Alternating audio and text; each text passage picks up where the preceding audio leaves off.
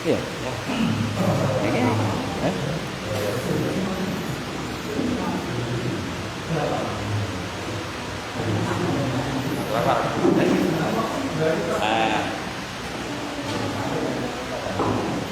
Dia tengok ni sao? Buat dia.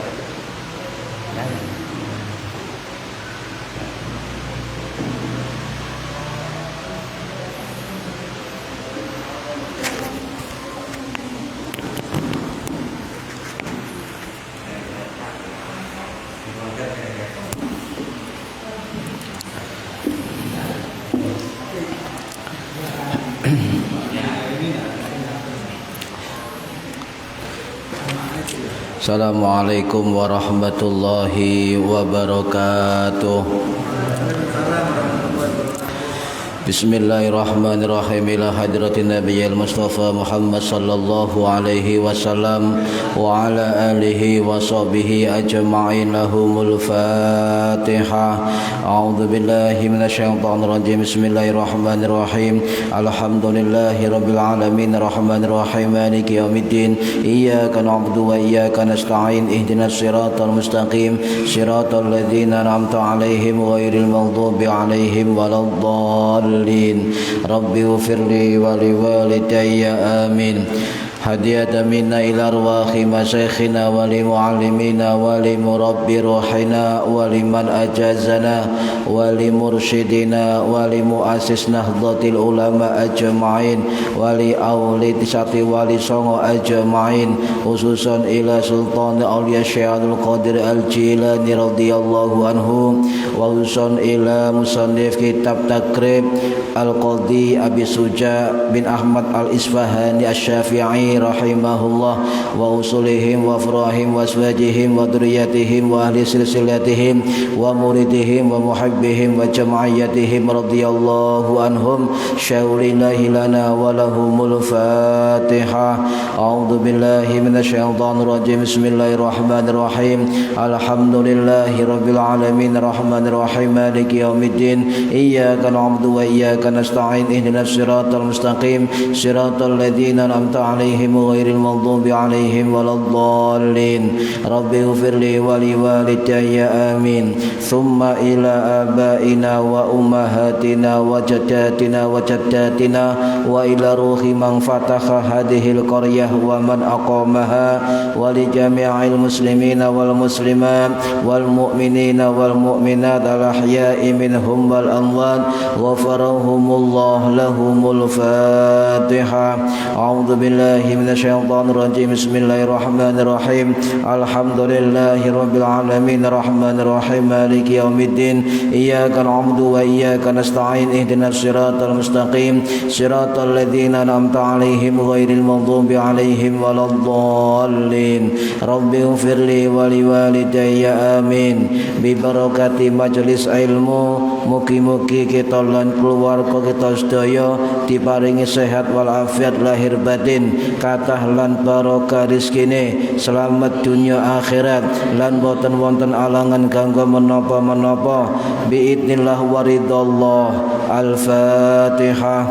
A'udzu billahi minasyaitonir rajim. Bismillahirrahmanirrahim. Alhamdulillahi rabbil alamin arrahmanir rahim maliki yaumiddin. Iyyaka na'budu wa iyyaka nasta'in. Ihdinas siratal mustaqim. Siratal ladzina an'amta 'alaihim ghairil maghdubi 'alaihim waladdallin. Rabbi ighfirli wa liwalidayya amin.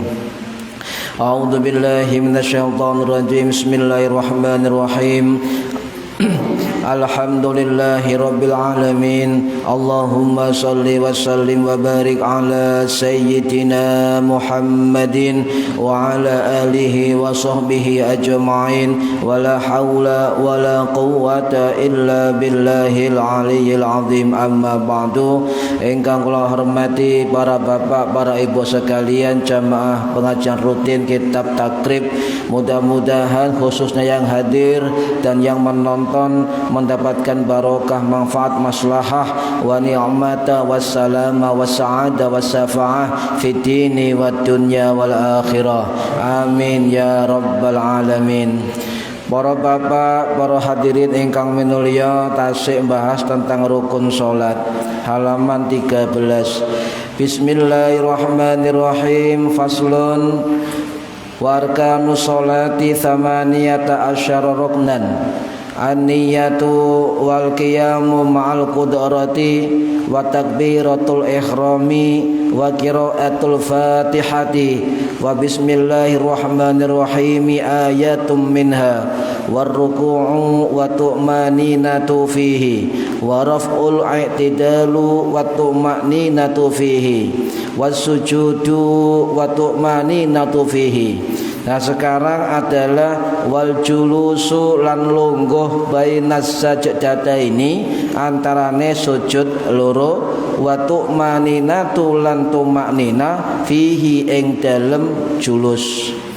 Para hadirin ingkang minulya, duduk di antara dua sujud ini banyak hal yang harus diterangkan, sebab salah satu amalan sholat kita sekarang ini banyak yang membid'ahkan, banyak yang menuduh tidak ada dasarnya.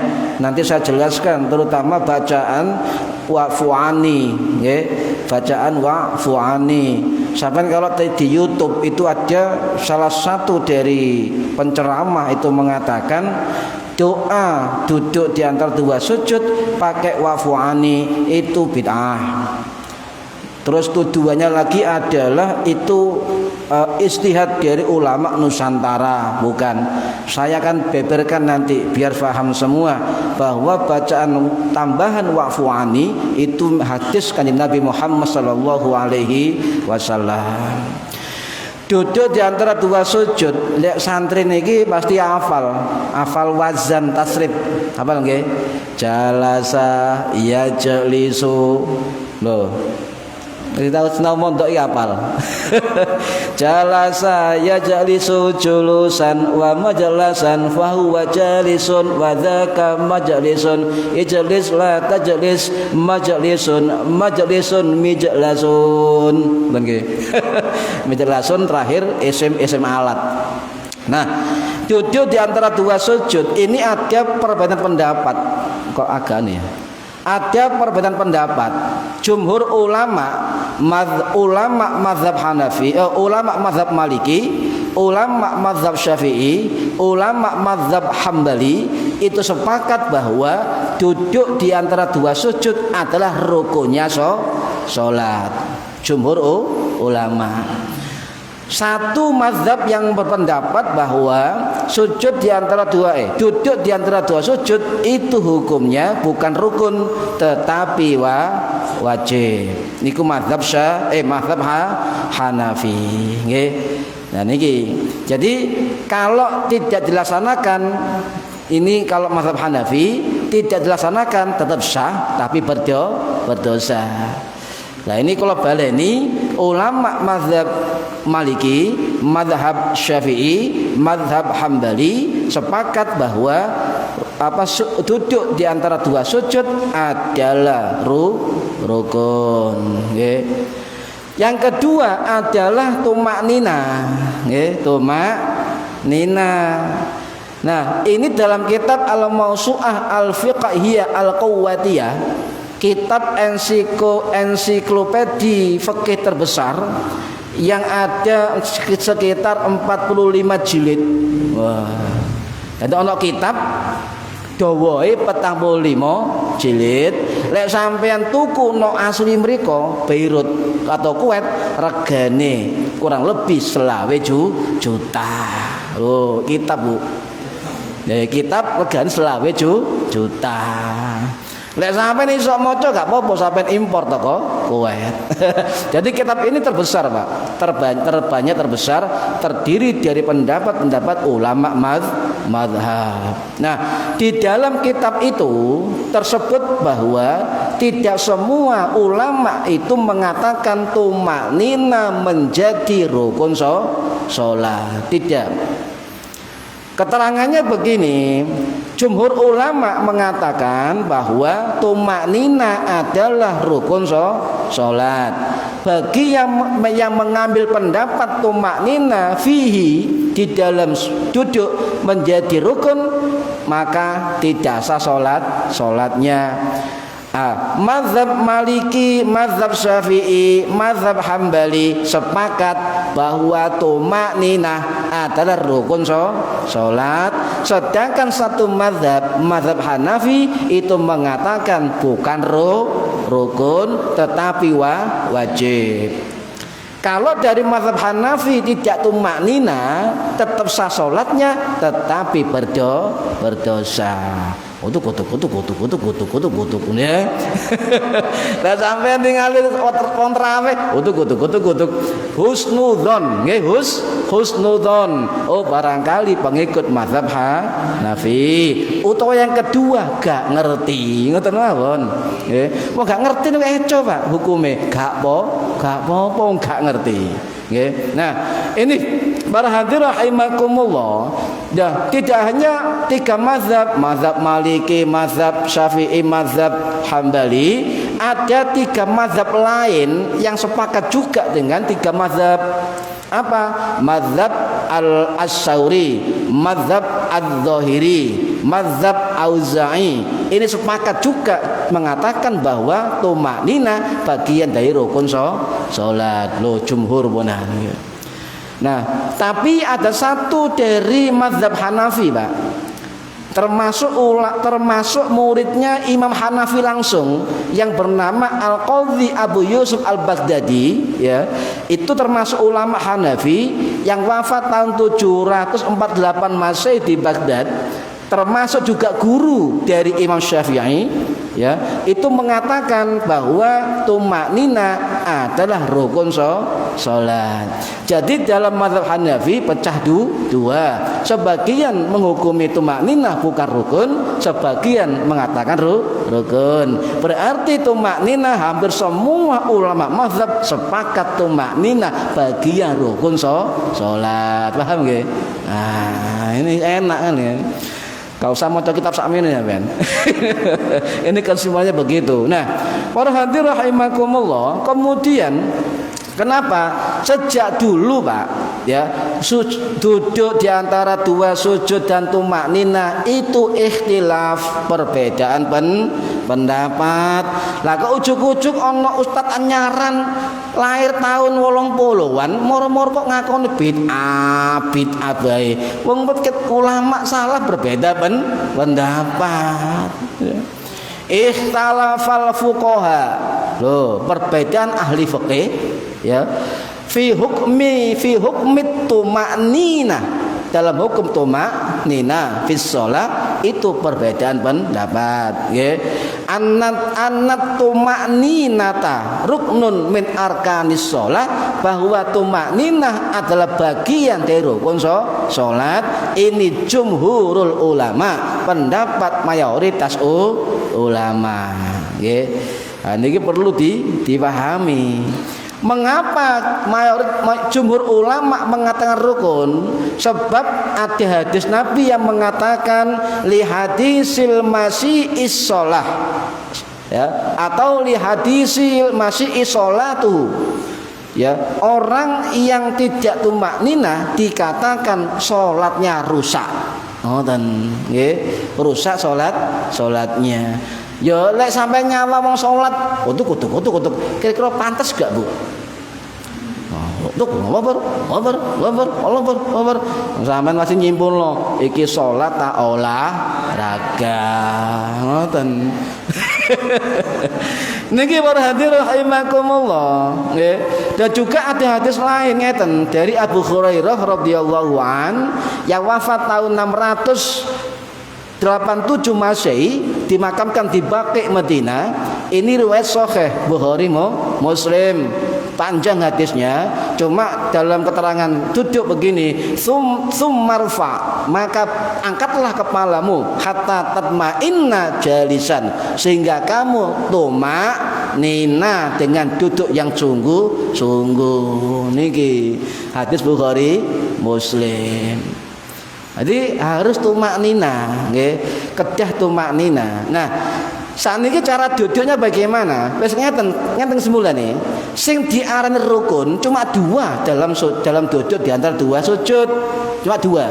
Satu gerakan sujudnya, nomor dua gerakan duduknya, nomor dua tumak nina. Niki mawon rukun di dalam duduk dua sujud. Arti liyane hukume sunnah, cara duduk sunnah, bacaannya sunnah, sampai ngadep ndukur ngene ya sah, tapi sawangane delok cecek nang ndukur dulu ya. Nah, cara duduk jenengan ndamel napa? Kalau sujud di antara duduk di antara dua sujud. Ndamel model tawaruk napa iftiros? Ndamel cara tahiyat awal apa tahiyat akhir? Jenenge napa iftiros ya. Cara duduk itu sunnah. Sampai gawe iftiros monggo, gawe tawaruk monggo. Nanti saya akan tunjukkan duduk yang jarang kita ketahui tetapi bagian dari sunnah Nabi Muhammad sallallahu alaihi wasallam. Sampai nak ningali orang sholat loh nggone kok ngono, cegak ngarani aliran baru ngoten nggih, kurang ngaji berarti. Cuma di dalam mazhab Syafi'i duduk yang disunahkan dalam cara duduk yang disunahkan itu duduk iftiros seperti tahiyat awal. Nah niki duduk pundi wong duduk iftiros driji sekali gak nekuk-nekuk dos pundi itu sunnah. Lek ada wong duduk iftiros duduk tawaruk driji kakinya ndak nekuk ya sah sholatnya, tidak apa-apa, tetapi mengurangi kesunahan. Nggih. Lho sampean husnudzon. Lho Pak Solehin sekali drijine kok nekuk tawaruk iftiros misale ya. Oh mungkin sekali kena ri sak dari budal. Ya husnudzon ya. Nanti ini penting Pak, husnudzon penting dalam melihat orang beribadah. Sekarang tidak. Ketika kita belajar fikih ya, melihat orang berbeda dengan cara ibadahnya langsung dituduh tidak benar, dituduh sesat, malah nyun sewu dituduh kafir, naudzubillah. Tidak boleh seperti itu ya.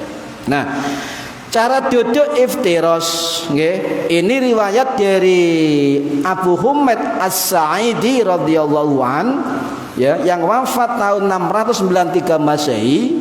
Juga riwayat dari Ibnu Umar radhiyallahu an yang wafat tahun 695 Masehi di Mekah. Itu hadis sahih Bukhari Muslim bahwa sering Kanjeng Nabi itu ketika duduk di antara dua sujud itu memakai cara iftiros. Ngoten nggih. Itu hukumnya lek sampai yang sekele cantengan Bu ya gak apa-apa gawe apa jenenge tawarruk ngomong napa-napa aja dipaksa beldos mangke jenengan. Lan niki para hadirin rahimakumullah, hadis ini riwayat Abdullah bin Umar radhiyallahu an, putra dari Umar bin Khattab. Lek panjenengan umroh atau haji itu jangan lupa selain dibaki juga disempatkan ziarah kubur ke makam Ibnu Umar. Itu jaraknya dari Masjid Haram ke makam beliau cuma kurang lebih 4 kilometer. 4 kilo. Cidek mriki pundi? Alun cidek eman. Taksi lho, taksine pinten? Wis wong telu numpak taksi urunan 5 real lho, sak realan wis tutuk. Di mana tempat makamnya? Tempat makam Ibnu Umar bukan di Ma'lah, tapi di sebuah perkampungan kecil di pinggiran kota Mekah, berada di jalan Rai Ad-Dakhir, itu kawasan Zahir atau Ja'fariyah, atau kalau sampean ke taksinya itu mengatakan balai kota Mekah. Dekat balai kota Mekah, lek panjenengan mikotnya Tan'aim pasti melewati makam Ibnu Umar niki. Tabarukan sebab beliau satu-satunya sahabat Nabi yang mampu dalam hidupnya umroh 1000 kali. Niki sampeyan parani niku. Nggih, sampeyan eman tabarukan nggih. Nah, para hadirin rahimakumullah, kalau orang misalnya duduk di antara dua sujud terus tawarruk kayak tahiyat akhir, ya jangan dirubah, enggak usah dirubah, biarkan saja jenenge lali, enggak apa-apa. Ya, karena saya ulangi, cara duduk dari duduk dua sujud adalah sunnah. Caranya loh yaitu sunnah. Niki para hadirin rahimakumullah. Ada cara duduk yang lain dan ini jarang dilakukan oleh orang. Tetapi kalau sampean pernah umroh atau haji, itu pasti pernah melihat orang duduk model begini. Coba sinten prakteknya. Coba duduk. Kedua tumit dipangku nang bokong, Mbak. Ngaten. Coba berdiri. Nah, coba boten. Niki ngeten. Sekele tumitnya tetap berdiri dua-duanya. Nah. Niki nggih. Pernah lihat kan? Nah, ini namanya duduk al-iqa. Nggih, al-iqa. Nah, Bapak, cero kan. Itu enggak ada namanya gini loh, Pak. Iya. Enggak semua. Iya. Jadi itu berbeda. Banyak mazhab kan di sana. Nah, itu namanya duduk al-iqa. Ya, duduk iqa. Dan Kanjeng Nabi itu kadang-kadang melakukan duduk seperti ini. Ngoten. Enggak apa-apa. Tetapi duduk iqa ini di hadis cuma dilakukan Nabi ketika duduk di antara dua sujud. Lek sampean tahiyat awal ya ojo ngeten, nggih. Akhir gitu ojo ngeten. Ini khusus Nabi pernah melakukan ketika duduk di antara dua sujud. Paham nggih? Jadi lek ana wong nang kene duduk seperti itu ojo dirasani. Iku duduk bagian dari sunnah Kanjeng Nabi. Cuma jarang dilakoni, paham nggih? Sebab nopo? Satu kali Nabi melakukan maka itu bisa menjadi hukum, ngoten nggih. Niki para hadirin rahimakumullah, jadi duduk di atas tumit dua, nggih. Jadi bokong iku di mangku ten tumit, dua tumit ngeten padha ngadeke niku al-iqa. Lho, wonten cerita ngeten. Ada santrinya Ibnu Abbas radhiyallahu an. Ibnu Abbas ini wafat tahun 687 Masehi, dimakamkan di Masjid Taif, Masjid Ibnu Abbas, nggih. Niku pernah ditanya muridnya, ulama tabi'in yang bernama Al-Imam Tawus bin Kaisan Al-Yamani. Itu tanya kepada gurunya Ibnu Abbas, wahai guru, qulna li Ibnu Abbasin, kami bertanya kepada Ibnu Abbas, fil iqa'i, di dalam apa tentang iqa, duduk iqa, al fil iqa'i alal qadamaini, duduk bertumpu pada dua tumit kaki. Apa jawaban Ibnu Abbas? Faqala hiya sunnah. Itu sunnah loh. Siapa sing ngomong? Ibnu Abbas. Muridnya begini, Tawus bin Kaisan rahimahullah. Loh guru, saya kira duduk seperti itu duduk gak pantas, begitu muridnya. Saya protes saya. Ibnu Abbas menjawab lagi, bal hiya sunnatan nabiyika sallallahu alaihi wasallam. Tentu itu adalah sunnah nabimu sallallahu alaihi wasallam. Berarti apa? Berarti duduk model tadi iqa itu diperbolehkan. Ngerti nggih? Nah, ini harus paham tentang cara-cara sholat. Nah, tetapi ada satu duduk yang sama-sama iqa yang dilarang oleh Kanjeng Nabi. Apa? Al-wanahani ini yang dilarang adalah Abu Hurairah oleh Nabi kita, ya Abu Hurairah, ya. Kemudian cerita Abu Hurairah, wa nahani, melarang sapa Kanjeng Nabi ingsun, ya, wa ika'ain kal ika'il kalbi. Kami dilarang duduk ika dengan model duduk ika seperti anjing. Apa? Kaki kita berada di kanan kiri tubuh kita, paham nggih? Gila ada cilik saged niki. Dadi sikil niki ngeten Bu. Nah, ada cilik saged lek sing tuwek-tuwek gak iso nekuk. Kan gak mungkin itu kan. Semua nggih. Kal ika'il kalbi. Duduk seperti anjing. Itu dilarang oleh Kanjeng Nabi Muhammad sallallahu alaihi wasallam. Wa nahani wa ika'in kal ika'il kalbi. Ya, Nabi melarang saya untuk duduk kal ika'il kalbi, seperti duduk hanya anjing. Nah, niki perhati rahimakumullah. Nah, bagaimana pendapat mazhab Syafi'i tentang duduk yang diperbolehkan tadi? Imam Nawawi rahimahullah yang wafat tahun 1277 Masih di Suriah, dalam kitab Al-Majmu' beliau mengatakan bahwa ulama mazhab Syafi'i itu memperbolehkan duduk di antara dua sujud dengan model iqa'a. Nggih. Nah, niki Syafi'i memperbolehkan. Mazhab lain ada yang tidak memperbolehkan. Ngoten. Jak semerep perbedaan sholat panjenengan. Nggih. Kalau dalam fikih berbeda cara sholat yang bukan prinsip, yang bukan rukun, itu namanya tanawwu. Apa? Tanawwu, variasi. Ngoten lho.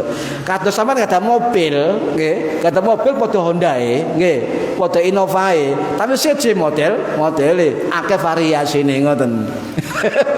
At-tanawwu fis shalah, itu variasi atau ragam model di dalam gerakan salat yang bukan rukun. Ini perhatian rahimakumullah. Kemudian yang ketiga, untuk duduk di antara dua sujud, bagaimana posisi tangan kita? Apakah tangan kita di atas paha ataukah tangan kita memegang lutut kita? Jenengan sing pundi niki? Lek duduk di antara dua sujud, jenengan tangan jenengan ndukure apa jenenge? Pupu atau memegang lutut? Memegang lutut. Duh, ana lutut, ana sing ndukure paha. Lah ini perbedaan. Nah, ini variasi. Duh, bagaimana hukumnya? Enggak apa-apa, Pak. Panjenengan jemok paha atau jemok lutut sing gak oleh ngene-ngene lho, Pak. Mas mbayang ngene-ngene, kowe meneng ngoten, mboten napa-napa. Cuma oleh mazhab Syafi'i itu dianjurkan, bukan wajib loh ya. Jenengan kalau di lutut katung biasa terus kan nggak apa-apa, ya, karena itu sunnah. Cara saya berbeda. Cuma yang dianjurkan oleh ulama mazhab Syafi'i sebagian besar, bukan semua, itu tangan berada di atas paha dengan jari-jari terbuka. Nah, ngeten. Lho Pak, kadung ngene, yo gak apa-apa, Pak. Itu sunnah dan sah salatnya, itu ya. Enggak apa-apa, ya. Jadi apa? Dianjurkan.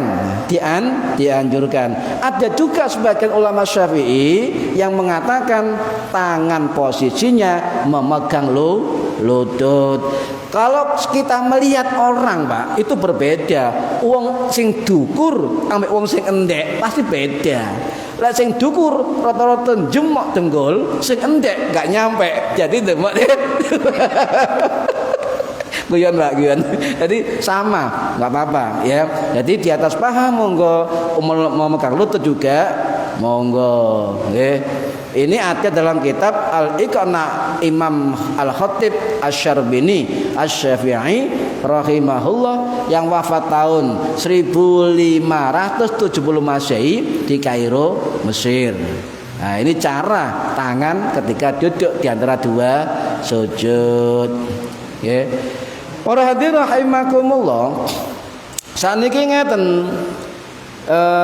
Berarti apa? Berarti duduk dalam sholat semuanya itu iftiros kecuali tahiyat akhir. Jenengan lek sahwi dua sujud nggih. Itu kalau bangkit lungguh napa? Posisi jenengan tahiyat akhir. Posisi jenengan nggih tahiyatul akhir nggih, posisi tawarruk. Tetapi sebelum salam jenengan sujud sahwi. Posisinya bagaimana? Kita mengambil pendapat Imam Zainuddin Al-Malibari Al-Fanani Asy-Syafi'i Al-Hindi yang wafat tahun 1579 Masehi di India. Dalam kitab Fathul Mu'in beliau mengatakan bahwa nggih apa tadi?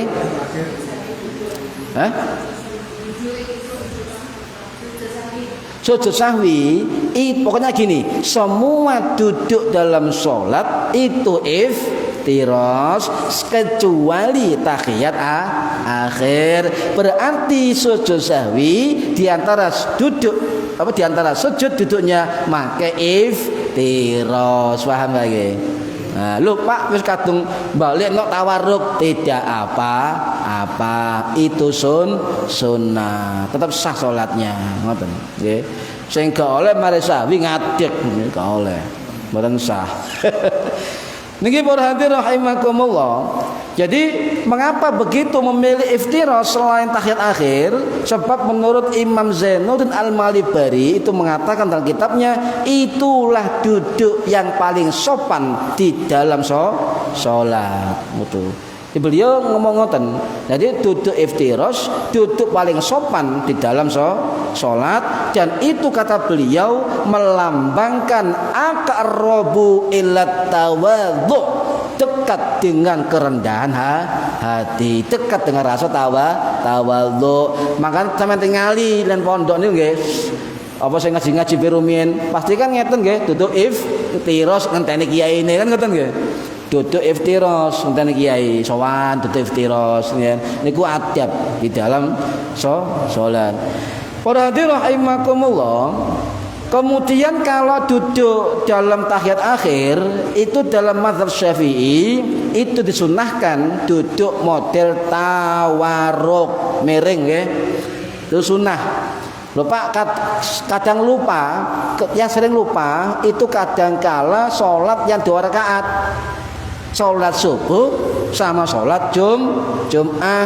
Kadang-kadang kadung rakaat terakhir 2 rakaat ya. Yang terakhir duduk iftiros tidak apa-apa karena hukumnya sunnah, harus kadung tidak apa-apa. Lek panjenengan lihat orang ketika sholat Jum'ah itu tahiyat akhirnya itu duduk iftiros, kemudian sholat subuh yang rakaat terakhir itu duduk iftiros, itu kadang-kadang pengikut mazhab Hambali. Itu bedanya. Dan Syafi'i begini, Syafi'i dan Hambali bedanya begini. Kalau Syafi'i, kalau rakaat itu ada 4 atau 3, maka yang kedua itu iftiros, yang terakhir tawarruk. Ya, sama dengan mazhab Hambali. Tetapi bedanya jika sholat hanya 2 rakaat, maka yang beda Syafi'i tetap mengatakan tawarruk, tapi Hambali mengatakan iftiros. Loh, gak tukaran tuh Pak. Iku lho nggo sapa iftiros, tawarruk. Oh, husnudzon, barangkali memakai pendapat mazhab Hambali. Wis enak ngoten lho. Sampean. Jadi wawasan kita semakin luas, gak tukaran. Ini yang dimaksud dengan perbedaan pendapat di dalam sholat. Yeah. Jadi duduk tawarruk, duduk iftiros itu model duduk termasuk sunnah di dalam sholat, dan semua ulama mengatakan jika duduk apapun itu tidak perlu sujud sahwi, karena dalam mazhab Syafi'i cara duduk tawarruk atau iftiros itu sunnah hayat, gak perlu diganti sujud sahwi. Paham nggih? Ya, terutama sing sikile kemeng-kemeng niku nggih lunggune sak nyamane lho nggih saestu jenengan sikile kemeng digawe iftiros kemeng digawe tawarruk kemeng tak model liyane monggo diperbolehkan itu Pak diperbolehkan tetapi sungguh-sungguh dia dalam kesulitan. Nah, sampean udungan bokong coba duduk tawaruk meledos sampean. Sing enak duduk IKA. Nah, itu kan. Itu boleh, Pak. Boleh. Bahkan dalam kondisi yang paling darurat dalam tubuh kita ketika ada penyakit atau uzur, boleh duduk sholat dengan cara selonjor. Boleh. Boleh. Tapi dengan kesulitan yang betul-betul kesulitan. Sholat lonjor Pak, ini lonjor. Kok oleh gak sah? Nah, lihat sebabnya dulu. Kenapa melonjor? Gak sok nekuk. Mari mangan bebek. Ya gak apa-apa. Tidak apa-apa. Sebab ada sebabnya. Nggih, paham nggih? Nah, ini para hadirin rahimakumullah. Kemudian yang keempat, bagaimana ketika kita duduk di antara dua sujud, mata kita memandang kemana? Kemana? Ayo, ke tempat sujud. Apalagi? Ada juga ulama, jumhur ulama mengatakan memandang ke tempat sujud, kecuali ketika tahiyat awal, tahiyat akhir. Ada ulama yang mengatakan sunnah melihat jari ya, atau melihat tempat sujud bebas itu sunnah. Nggak usah diperdebatkan sakarep sampai ya. Tuh. Nah, ada tiga pendapat Pak dalam kalau fikih nggih. Itu bagaimana mata memandang ketika duduk dan ada dua sujud. Satu, jumhur ulama mengatakan yang sunnah ketika duduk di antara dua sujud memandang tempat sujud. Yang kedua, melihat pangkon sampean lho, delok ngene pangkon. Ya iku. Yang ketiga, melihat jari tangan. Nah, mana yang jumhur? Yang jumhur adalah melihat tempat sujud. Ini. Loh, Pak, bagaimana ketika sholat merem? Nah, saya tanya, delok mereme iku kusuk apa ngantuk? Beda hukum niki nggih. Kalau meremnya ngantuk makruh panjenengan. Tadi kalau meremnya karena kusuk enggak apa-apa. Tidak apa-apa. Lek khusuk. Misalnya ngarepe ono gambar ketek kaose wong, gambar ketek. Wah, merem. Sunnah tambah. Sunnah itu kan. Karena apa? Mengganggu sholat kita. Mosok maca kaos yang baca kaos ini sama dengan saya, gambarnya ke ketek. Lah ya gak khusuk, Pak. Ya, kalau begitu merem itu lebih utama. Segalanya fikih itu begitu, ada sebab musabab merubah hukum. Niku fikih, Pak. Makanya bener kiai-kiai kita, wong sing alim itu ngerti perbedaan pendapat. Ya, sebab apa? Mereka ngerti fikih, ngoten. Niki para hadirin rahimakumullah. Nah, kemudian saya ulangi ya. Jadi mazhab Syafi'i menganjurkan ketika duduk di antara dua sujud, mata kita memandang tempat sujud. Yang kelima, bacaan sujud napa? Bacaan doa duduk antar sujud napa? Rabbighfirli warhamni wajburni warzuqni wahdini wa'afini wa'anni. Artinya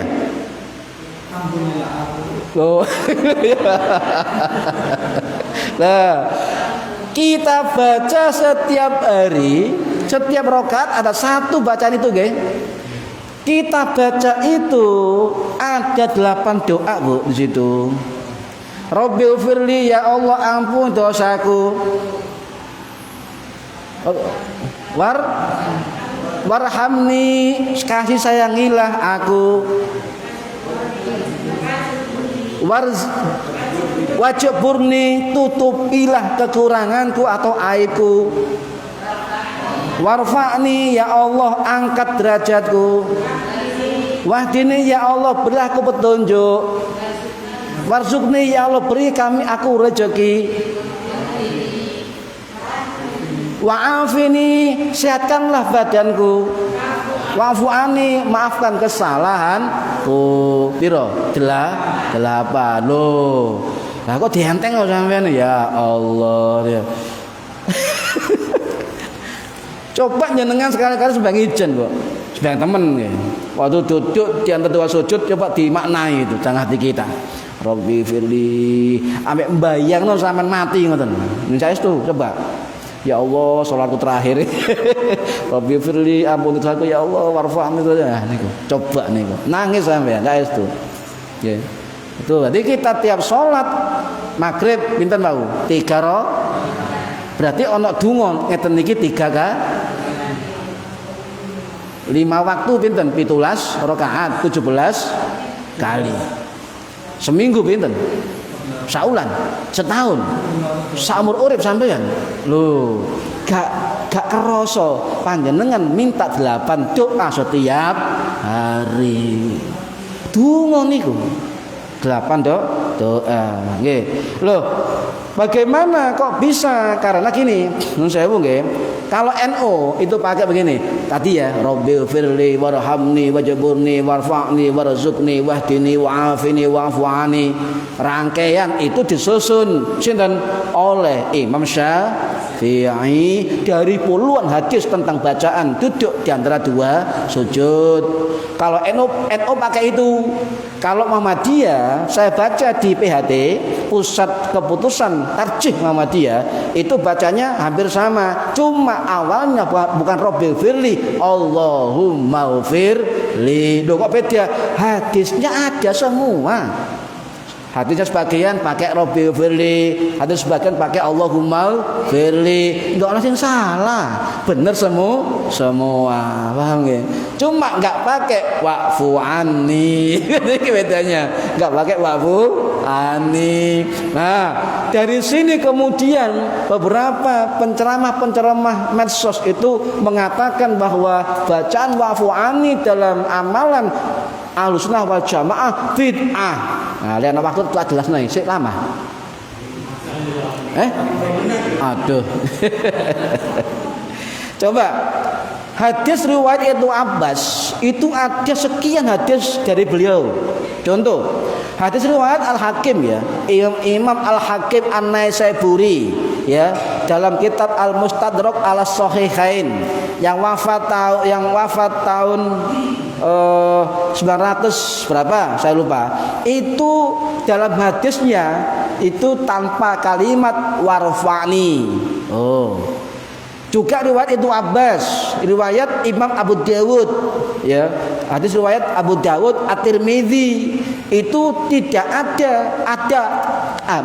yang pertama tidak ada warfa'ni, yang ini ada warfa'ni. Loh, beda-beda kalimatnya ya. Ada lagi dari Ibnu Abbas, hadis Ibnu Majah rahimahullah ya, itu Rabbil firli bukan Allahumma firli. Allahumma firli warhamni wa'afini warzuqni. Wis. Itu pendek. Pakai Allahumma firli. Kita pakai Rabbil firli. Sama-sama hadis Kanjeng Nabi. Waktu nek nututi. Nggih, mugi-mugi manfaat fitini wa dunya wal akhirah. Al-Fatihah. A'udzubillahi bismillahirrahmanirrahim. Alhamdulillahi rabbil alamin arrahmanirrahim maliki yaumiddin. Iyyaka na'budu wa iyyaka nasta'in ihdinas siratal mustaqim siratal ladzina an'amta 'alaihim ghairil maghdubi 'alaihim waladdallin. Rabbi firli wa liwalidayya amin. A'udzubillahi minasyaitonir rajim. Bismillahirrahmanirrahim. Allahumma shalli وسلم على سيدنا محمد الحمد لله رب العالمين. اللهم علمنا علم القرآن وعلمنا علم لا إله إلا الله وعلمنا من لدنك علما نسير به كامل محياة الممات وصلى الله على سيدنا محمد والحمد لله رب العالمين والله أعلم بالصواب. السلام عليكم ورحمة الله وبركاته.